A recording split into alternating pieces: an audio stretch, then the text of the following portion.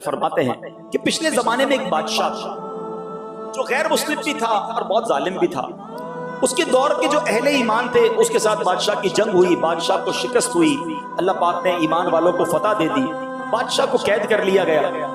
اب بادشاہ کا کیا کریں؟ فیصلہ یہ ہوا کہ اس نے بہت ظلم کیا ہے, غیر مسلم بھی ہے, بہت لوگوں کو قتل بھی کیا ہے, اس کو سخت سے سخت سزا دی جائے.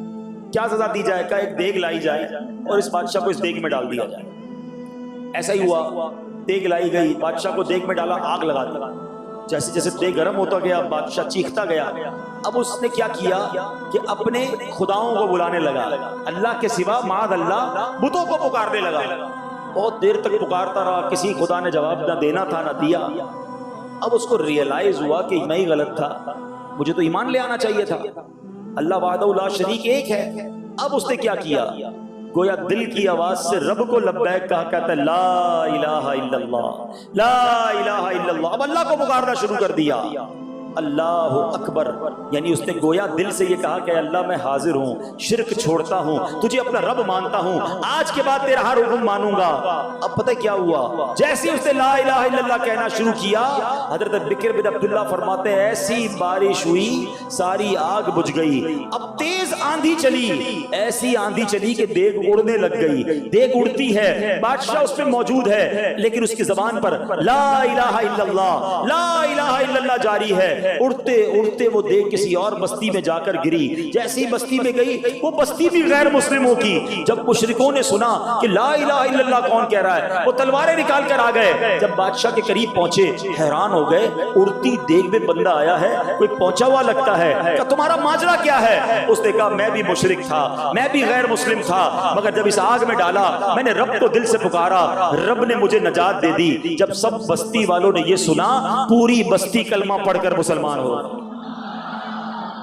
ایک بار پکارنا ہے, ہاں ایک بار دل سے پکارنا ہے. ایسے بزرگ تھے جنہوں نے سب کچھ اللہ کی راہ میں قربان کیا, اللہ نے ان کو ایسی برکتیں عطا فرمائی. آپ نے ایک نام سنا ہوگا, اللہ کے ولیوں میں بہت بڑا نام ہے ان کا, حضرت ابراہیم بن ادم رحمۃ اللہ تعالی. یہ بہت بڑے بادشاہ تھے, ٹھیک ہے, ایک زمانے میں پرنس تھے, بادشاہ تھے, بڑا محل تھا.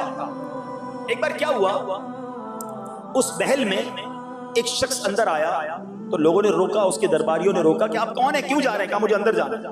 اتنا روک تھا کہ کوئی روک نہیں سکا. بادشاہ حضرت ابراہیم بن ادم جب اپنے تخت پر بیٹھے تھے, وہ جلال والے چہرے والے بزرگ آئے اور آ کر کہا کہ مجھے یہ مسافر خانہ اچھا نہیں لگا. اب ذرا غور سے سنیے گا, محل ہے, لگژری محل ہے, اور وہ بندہ آ کے کہہ رہا ہے یہ مسافر خانہ اچھا نہیں لگا. کہ تمہارا آپ طبیعت تو ٹھیک ہے, آپ اتنے بڑے محل کو آپ مسافر خانہ کہہ رہے ہیں. تو جو شخصیت اندر آئی تھی اس نے کہا یہ بتاؤ یہاں تم سے پہلے کون رہتا تھا؟ میرے والد رہتے تھے. ان سے پہلے میرے دادا رہتے تھے. ان سے پہلے میرے پردادا رہتے تھے. تو کہا مسافر خانہ کس کو کہتے ہیں؟ ایک آتا ہے دوسرا چلا جاتا ہے, دوسرا آتا ہے پہلا چلا جاتا ہے. آپ کا گھر بھی تو مسافر خانہ ہے, آپ بھی تھوڑے دنوں بعد آپ بھی چلے جاؤ گے. حضرت ابراہیم بن ادم کو یہ بات جو ہے بڑی جو ہے وہ جھٹکا لگا. آپ نے کہا میں آپ کے ساتھ رہنا چاہتا ہوں. اس شخص نے بتایا کہ وہ کوئی اور نہیں, حضرت خضر علیہ السلام آپ کی ہدایت کے لیے آئے تھے. حضرت ابراہیم بن ادم ان کے ساتھ چلے گئے. کہا حضور آپ جو راستہ بتا رہے ہیں اللہ کا راستہ, میں اس کی طرف چلنے کے لیے تیار ہوں, تھوڑا ٹائم دے دیں. ابھی بھی لوگ کہتے ہیں یار بس یہ بیان بالکل صحیح ہو رہا ہے, لیکن یار بس 5-7 سال ذرا کام کو ٹائم دے دوں, فیملی کو ٹائم دے دوں, ذرا عیاشی کر لوں, جوانی گزار لوں, پھر میں نے اللہ ہی کرنا ہے, میرا اور کام کیا ہے. وہ اللہ کے بندوں, شیطان یہی تو چاہتا ہے تم ابھی توبہ نہ کرو. کئی لوگ توبہ کے انتظار میں ہی دنیا سے چلے گئے. کیا جوانوں کی موت نہیں ہوتی؟ حضرت خضر نے حضرت ابراہیم کو پتہ ہے کیا کہا؟ انہوں نے کہا تھوڑا ٹائم دے دے, تھوڑا مملکت کے معاملات نپٹا دوں, پھر میں آپ کے ساتھ چل پڑوں گا عبادت کے لیے. آپ نے فرمایا کہ جو کام میں تمہیں کہہ رہا ہوں اس سے جلدی کا کوئی کام نہیں, باقی سب بعد میں کرنا. آپ کو بات سمجھ آ گیا. آپ نے اپنا جو شاہانہ لباس تھا چرواہے کو دے دیا, خود چرواہے والا غریبوں والا لباس پہن لیا, جنگل میں نکل گئے, عبادت کرنے نکل گئے. تھوڑے عرصے کے بعد حضرت شیخ فرید الدین عطار رحمۃ اللہ تعالی فرماتے ہیں ایک دن حضرت ابراہیم بن ادم دریائے دجلہ کے کنارے بیٹھے تھے اور اپنے لباس کو خود پیون لگا رہے تھے. ایک شخص قریب سے گزرا, اس نے کہا حضور ایک وقت تھا آپ کا ٹھاٹھ تھے, بادشاہت تھی, اتنے غلام, آج آپ اپنی گڈڑی خود ہی سی رہے ہیں, کیا ملا آپ کو یہ سب چھوڑ کر؟ ہائے ہائے, جواب سنو آپ کا.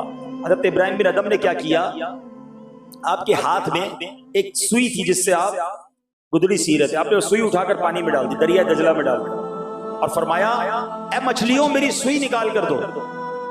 بہت ساری مچھلیاں جو ہیں پانی پر آئیں اور سب کے منہ میں سونے کی سوئی تھی. حضرت یہ لے لیں. آپ نے فرمایا نہیں, مجھے میری سوئی چاہیے. پھر ایک مچھلی آئی, اس نے آپ کی سوئی لا کر دی. آپ نے فرمایا بتاؤ وہ حکومت اچھی تھی یا یہ حکومت اچھی ہے؟ اے اللہ میں حاضر ہوں, تیرا بندہ ہوں. تو نے پیدا کیا, تو نے رزق دیا, تو نے ہمیں صحت دی, تو نے سب کچھ دیا, ایمان کی دولت تو نے دی. اے اللہ میں تیرا بندہ بن کر رہوں گا, میں تیری اطاعت کروں گا, تجھے ناراض کرنے والے کاموں سے بچوں گا. مگر آج حال یہ ہے میرے پیارے اسلامی بھائی, اب میں جو جملہ کہنے جا رہا ہوں نا وہ بڑا سخت ہے. آج حال یہ ہے کہ آج اللہ کو لبیک لوگ نہیں کہہ رہے, ایسا لگتا ہے شیطان کو لبیک کہہ رہے. زبان سے نہیں کہتے, مگر سچ بتاؤ مانتے کس کی ہیں؟